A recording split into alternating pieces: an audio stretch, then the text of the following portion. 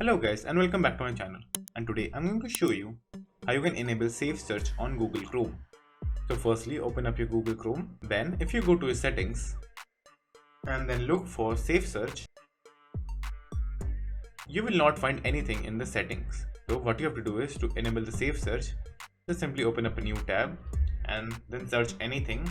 Let's say for example, so now if you click on more, there still isn't the option for Safe Search and not even in the tools. Where you will find the option is over here in the settings column. Just simply click on the setting, then click on see all settings, and here it is, the Safe Search filter. So to enable the Safe Search, just simply click on the checkbox and just simply click on save down below.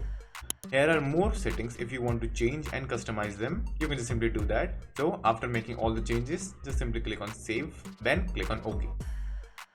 And as you can see, it's now saying the Safe Search is on. So now if you search anything inappropriate, the website will automatically block that for you.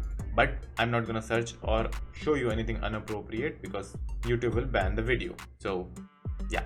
And if you want to disable the Safe Search, what you have to do is just simply again go back to settings, see all settings, and uncheck the box. Then again scroll down and click on save. Okay. And the setting will be disabled. So that's it.